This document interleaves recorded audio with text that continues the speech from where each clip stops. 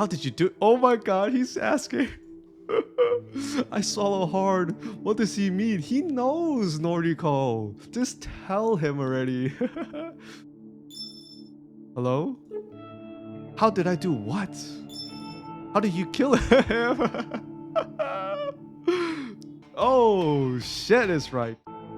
Konnichiwa, minasan kazu desu. Welcome back to Course Factory. Thanks for joining me. Let's continue. Show. Alright, so last time, Noriko finally has someone requested her death. Someone requested Noriko's death, and then she was so ecstatic, like she thought it was Tomoe that requested her death, but it turns out it wasn't. Like, we're still in the dark of who requested her death. Maybe we'll find out this time, but who knows? Let's continue. I can't sleep. It must be past 3 a.m. Countless hours have passed and I started trying to figure out who requested my death. I've run through every possible candidate and their potential reasons 1,000 times. I've replayed every encounter I ever had with every person I've ever met, and I'm drawing a blank. I don't know who wants me dead. I'm not so vain to think that everybody likes me. I'm sure a hell of a lot of people don't like me very much at all. But does anyone not like me enough to want me dead? To nominate me for Corpse Girl to claim as her prey? I take little solace in the fact that my life isn't actually in danger. Corpse Girl's victims are only brought low by my hand. Though my conviction is strong and I've never refused a request, taking my own life is absolutely out of the question. This is the one and only request I will ever refuse, and it's not for the sake of my own life, but rather for the sake of Corpse Girl's continued existence. I will not let her die and be buried with me. However, now that I've eaten of the knowledge that somebody genuinely wants me dead, I can't curb my upset stomach. No amount of mental reassurance will quell the sickness rising inside of me. Top candidates are, of course, those closest to me. I've crossed Tomoe off the list. Her relief at knowing Akane Tsurumaki's death wasn't her fault convinced me that she wouldn't make the mistake of messing with the website twice. Add to the fact that she came to me for reassurance, well, it's safe to say that she's not the person I'm looking for. So, that leaves the people I deal with on a daily basis. Aoi Sato, my best friend since junior high, and the first person I ever fell for. Okay, that makes sense. She rejected me gracefully during senior high, so gracefully that we still remain friends to this day. Would she want me dead? It's doubtful. She wouldn't even report her stalker, a guy who she is apparently related to the police, because she didn't want him arrested. Then there's Shinya Fujikawa, another acquaintance from school and now my coworker. He has even gone so far as to call us friends now that we're connected on Noise. I've never been romantically interested in him, but I was under the false impression that he had feelings for me. He's a wannabe detective, but he doesn't have the competence to follow in his father's footstep. He doesn't strike me as the type to want somebody dead, let alone to go through with requesting somebody's death. Still, quiet, guarded people like him can really surprise you. When you take those three out of the question, the people I deal with daily are very few. There are the higher-ups and execs at work, like Kotomi Ida, but our dealings are so short and simple that I'm sure I barely even register on the radar. If I extend my list of candidates to include people that I don't deal with regularly, but who are technically still part of my life, then the list gets a little more interesting and harder to narrow down. Kenji and Momo Ogawa, the father and daughter living in my apartment building. They're sweet, kind, and considerate. Couldn't imagine they want to kill me unless I'm really using up too much of their internet bandwidth and they just can't take it anymore. There's my elder sister, of course, Yuriko Kurosawa. We haven't talked in over a year at least. She's scum, but probably not the type to randomly elect her own sister for death. Probably. She's on parole, so I have to believe she wouldn't do anything to jeopardize her freedom. And there's Mother, Asuna Kurosawa. She's simply not in a position to submit my details to Corpse Girl's website. My struggling brain can't think of anyone else currently in my life. Wasn't there like a... What's his name? I forgot. Was it Kojiro? At the library? I have a very small social circle, it's true. All the people that fill my Noise newsfeed, have either already been named on his list or they are from such a small, long ago part of my life that they wouldn't even remember that I exist anymore. And then, suddenly, and without warning, a face pops into my mind with startling clarity. Yeah, that's what I'm saying, the guy from the library. Kojiro. Was it? Kojiro with no surname. He was bizarre, eccentric. Didn't seem like the type of person that gets outside much. Kind of like me, I suppose. His eyes were so clear it was unnerving. They say the eyes are the window to the soul, but I couldn't see anything of substance through his lenses. Out of everyone I've mentally listed, he seems like the person most capable of taking someone's life. That's a biased opinion based on little to no knowledge of him. It's just the impression he gives. However, I have to ask myself, would he want me dead? Me, a person he met one time at the library. In addition, the photo of me that was uploaded to my website was from Temujin's corporate system. This is the very same picture that I wear on my ID tag. How would Kojiro have accessed it? If he was going to upload a photo of me, he would have found my noise profile and used an image from one of my albums. There aren't too many photos of me on there, but they are enough to identify me. The guy's suspicious, but I don't think he's the one I'm looking for. Yet, I can't get his face out of my mind. Oh, I think it's him too. On a whim, I snatched up my phone from my beside me? What? On a whim, I snatched up my phone from my beside me and unlocked the screen. Bright light shines like a beacon in the darkness and nearly blinds me, but I squint and navigate to the noise app. Kojiro. He told me his noise tag, didn't he? If I can remember it, it'll save me the hassle of having to look through hundreds of profiles with the same name just to find him. What was it? At Kojiro? No, too simple. I think it was Koji, right? At Koji something. I start to type different variations until an auto-predicted results pop up. Koji. That's the one. I tap the result and instantly arrive at his profile. The info in his About Me section is pretty vague, but judging by the display photo, I'm certain this is the right guy. At Koji. Just your average guy, taking my days one at a time. Introvert. Anti-social, anti-establishment, anti-everything. I like peanut butter though. I scroll through his feed and see that he hasn't posted anything for quite some time. His most recent post is from about a year ago, and it's just an updated version of his display picture, where he has cropped out a woman's face and body so the focus is just on him. I open up a direct message to him and start typing. What are you gonna say? No, Noriko. Hey, is this Kojiro from the library? It's Noriko. Kurosawa. Since past 3 AM, I'm not expecting a reply until I instantly receive a message in response. Hi, late night? He replied so quickly. I swallowed and gathered the nerve to ask him what's on my mind. Yes, I can't sleep. Have you heard of NORIKO'S website? Okay, let's see what he's gonna say. The screen states that he is currently typing a message, but then the notification simply disappears and no message comes through. Is he ignoring me? Then? Yes. So he does know about the website. The question is, was he already familiar with it, or did he just look it up after I mentioned it? What are your thoughts? Is this real? Yes, love it. Big fan. I see. Me too. Have you used it? No? Well, no, not yet. Don't hate anyone enough.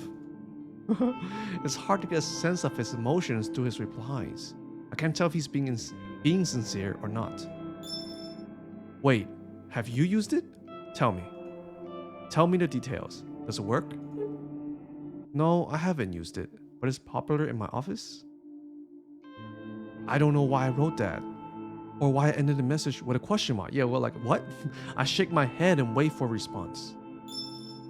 Okay, let me know if you use it. Might be work for me. What? Work for me? Is he a detective? What does he mean by that? Work? Yes, I store cadavers. Dispose of later. What is that? I don't understand. Hospital morgue. storage, and disposal. Oh. He works at a Wait a minute. Who's the pen name of the books that he recommended to Noriko? I forgot the name. This is a strange name. The book saying like the dude like gather corpses and then make them do stuff. Is he that writer? Is he that writer? What? Okay, he works at a morgue? I noticed a strange smell in his clothes when we met, and now it makes sense. I gag a little and suppress the urge to vomit. So if someone dies, it gets sent to you? Even for like suicides and murders? Yes, all sorts. Worse are crash victims, have to mix and match limbs. Oh my god. Have you ever received a victim of Corpse Girl's website? Impossible to know. Maybe? Who can say? Have a name? A name. Can you look up names of bodies you received? Can you look up such a thing? Yes. Cadavers are ID'd, mostly. No victim? Should I ask? Would doing so put me under suspicion of being associated with Corpse Girl? Hello? I can look now at work. I start to nervously bite my fingernails. I know that I won't gain anything from finding out if he's dealt with any of the victims, but morbid curiosity tends to get the better of me. Sometimes I just have to know. Akane Tsurumaki. Okay, a second. No, correct spelling? Got a M Tsurumaki and Akane Tsurumi. That's not right. Close though. Okay, more names? Eiichi Hanada. One sec. Yes, crash victim. Bad. I remember him. He's still here actually. Oh, whoa. I can't believe what I'm reading. Eiichi Hanada ended up at Kojiro's morgue, and he's still there? Really? How long do you store bodies? Depends. Up to 2 days for autopsy. No autopsy for him. No need. So he just sits here. Post chamber number 31BB. You don't have to tell. What? If family don't collect, then cremation. Is cremation what you mean by disposal? Yes. Mostly. Friend of yours? Not exactly. But he's Corpse Girl's victim. You said so. Oh, he's making the connection already. He is making an assumption that Noriko's Corpse Girl, right? Just from this sentence alone, he's like, oh, he's making a connection. Well, I don't know, right? Or am I thinking too much into this? You said so. Interesting. I'll look at him again. Really, there's no need for that. It's okay. I won't tell. Oh my god, does he know? This is okay. How did you do? Oh my god, he's asking. I swallow hard. What does he mean? He knows, Noriko. Just tell him already. Hello? How did I do what? How did you kill him? Oh, shit is right. I messed up. He knows. Kojiro has figured out who I am. In a panic, I slam my phone down. I can hear the constant vibration against the bed as Kojiro continues to message me. Shit. What do I do? Can I make something up to convince him that I'm not the one responsible for Eiichi's death? Will he even buy it? By not responding to him straight away, I probably inadvertently proved my own guilt. Yeah. I pick up my phone between my trembling thumb and forefinger. I hold it delicately as though it has suddenly become some sort of evidence that I don't want covered in my fingerprints. In a way, that's completely true. I stare at the message from Kojiro. Hey, you there? Hello? I better reply. I have to say something. Maybe, just maybe, I can throw him off my trail. I don't know what you're talking about. I didn't kill anyone. You sound so guilty there. Not exactly a lie. Yes, true. Corpse Girl killed him. No name entry on Corpse Girl's website. But you knew his name, and you knew he died. Oh. Ergo, you requested his death. Wait, this is good. This is far better than him believing I'm Corpse Girl. He thinks I'm just some fan of the website that submitted a request. There it is. I have to run with this. I can't let him know the actual truth. Okay, you got me. I used the website to request his dad. Ha! Wow, mad. So the site is real. Amazing. This is exciting. Are you happy he's dead? Oh my god, I decided to take a leaf out of the Moi's book and act more innocent than I really am. Not really. I just made a request on a whim to see what would happen. I didn't think it would really work. Wow, so you didn't hate the guy, Eiichi? No, I never even met him. Just found his photo on the internet. Incredible. Corpse Girl kills with just a photo. Doesn't even need a name. Wonder how many other Vigs I've got here. Have to go. Clocking off soon. Talk later. Kojiro's status immediately changes to offline. I breathe a sigh of relief. I think he bought the lie. Surely I'm in the clear. Oh, I don't know. But this whole conversation was an exercise in stupidity. I nearly shot myself in the foot because of my own insatiable curiosity. I shouldn't have contacted Kojiro at all. The only positive thing to come out of this is learning that Kojiro works at a hospital morgue. I could potentially take advantage of this, but my sleep-deprived brain can't quite work out how. Well, I can dwell on that later. For now, I really need to sleep.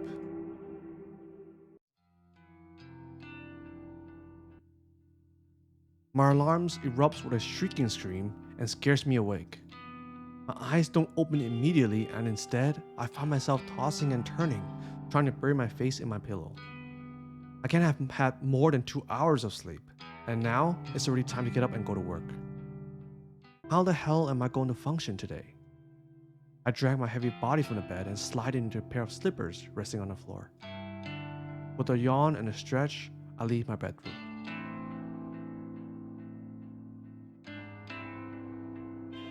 I stand in the kitchenette connecting to the living room for a few moments, completely absent-minded. I open the refrigerator and stare blankly at the dismal contents. A small tub of peach yogurt sits on the top shelf, and a half-empty jug of oolong tea rests at the bottom. I grab the yogurt and peel off the lid. Without even fetching a spoon, I simply pour a little into my mouth. I consume about half of a tiny portion and wipe my mouth before throwing the leftovers in a trash can. That'll be enough to spend my energy for the morning. When you normally run on an empty stomach, any amount of calories can work as a pick-me-up. I make a mental note to collect 2 or 3 cans of coffee from the convenience store on my way to work.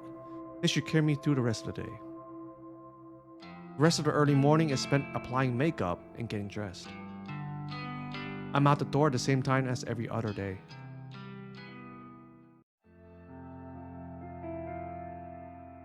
To stop myself from nodding off my desk, I decide to rearrange my personal effects.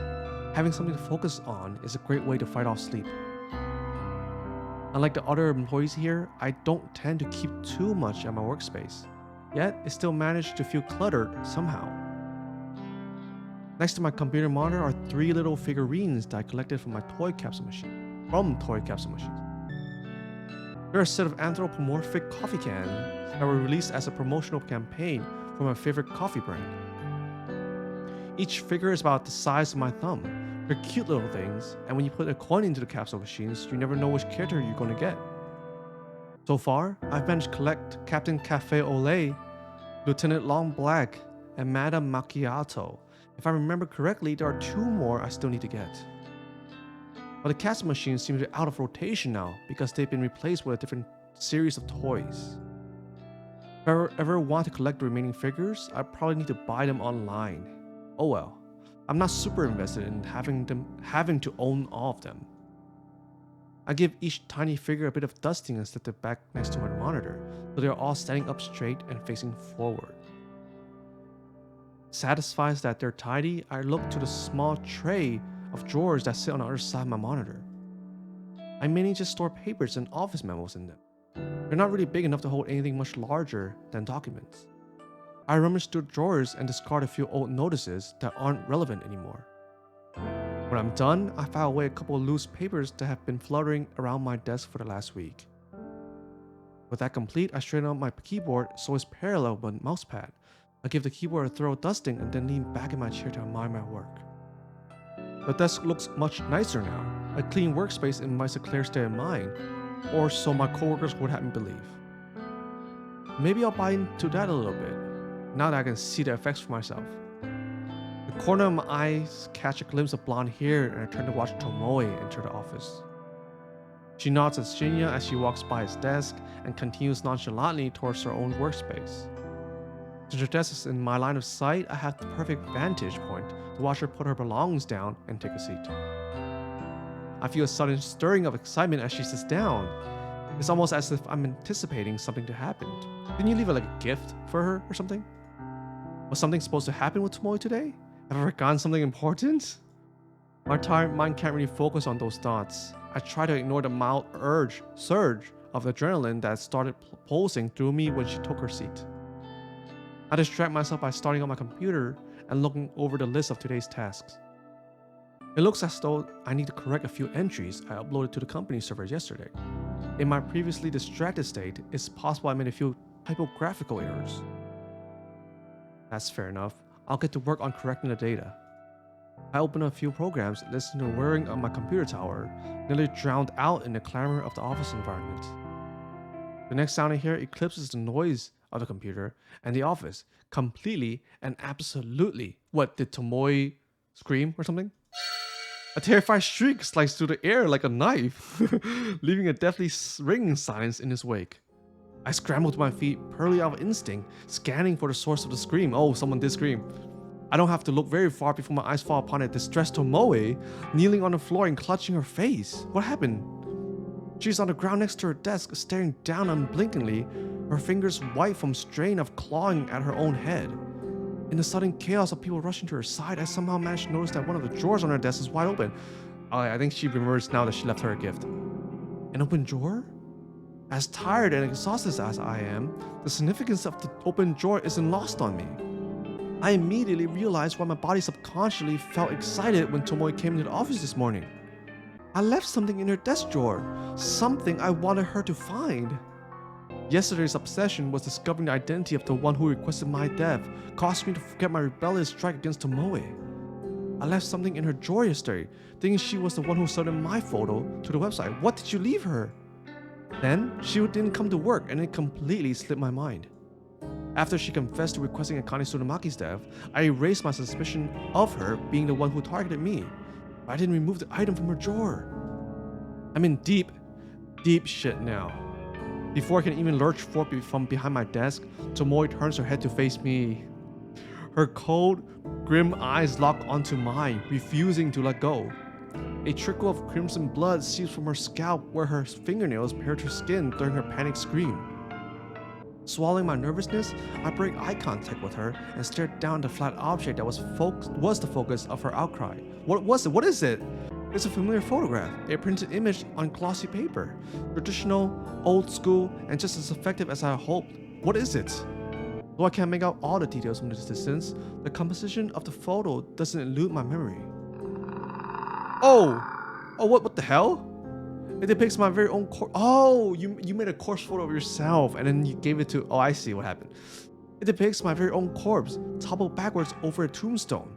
A bloody slash traced across my neck, a laceration lines my stomach, and a knife protrudes from my breast. My black hair is a tangled mess, my dark eyeliner smeared and smudged. The grimace on my face is the unmistakable mask of death. Noriko Kurosawa, stoic and unflinching, in death. Noriko Kurosawa, dead atop a random tombstone in some nameless cemetery. A bizarre yet ultimately unremarkable way to die. It suits me perfectly. I'm proud of the work that went into this photo. The objective was to punish Tomoe for requesting my death, to create a work of art so horrific that she would beg for forgiveness when she found me still breathing. But the scene playing out before me is unlike anything I had imagined. Tomoe's face is scrunched up with hatred, the veins in her forehead threatening to burst and shower the office with sanguine gore at any given second. Whether or not she thinks this is some sick prank is beyond my knowledge. All I can decipher from her expression is that she is likely to strangle me given the opportunity. But perhaps I'm jumping ahead of myself. Why do I automatically assume that she believes I'm guilty of putting the photo in her drawer? I mean, aren't I the victim in that image? Perhaps she actually... Who the f*** is responsible for this? She howls like a wounded animal, a battered and beaten pulp backed into a corner. Clutching the photo, now torn from her bloody fingernails, she stands and plants her feet firmly on the floor, steadfast, stern, resolute, a bulwark of immovable fury. All eyes are upon her. The bleached blonde gal girl with an antagonizing attitude is the center of attention in the office. This photo is disgusting! Absolutely sick! Who made it? Ooh. From the confused and puzzled faces of the 20 or so employees huddled around, it's obviously that no one really knows what Tomoe is talking about. The photo is small, and with her clutching it tightly and waving it around frantically, it's impossible for anyone to make out the detail. I'm bold enough to assume that no one else has managed to properly glimpse it yet. And maybe I can prevent our coworkers from getting a close look if I act fast. I dart out from behind my desk and approach Tomoe. Let me see. Tomoe aggressively thrusts the photo towards me. I take a cursory look at it and gasp loudly to add credibility to my acting. Adopting a fake countenance of shock, I grab Tomoe by the shoulder and pull her close to me. I bow my head against her, so we stand intimately in the middle of the crowd, forehead to forehead, my eyes fixated on one another. I hope my beating heart isn't loud enough for Tomoe to notice as we stand against each other. I whisper softly, my pulse quickening as I try to make my words sound urgent and confident rather than broken and anxious. Come with me. I need to talk to you. Tomoe tenses and stiffens, but she murmurs something that sounds like agreement. I pull away from her and grab her wrist to lead her out of the office. We exit from the throng of onlookers scratching their heads and dart towards the elevator. Shinya says nothing as we pass him. He just looks on with a pale face. Hey, did he see the photo? What? What happened? Alright, you know what? I think I'm gonna end this here for today. Thank you all so much for watching. I hope you enjoyed. I'll see you in the next one. またね。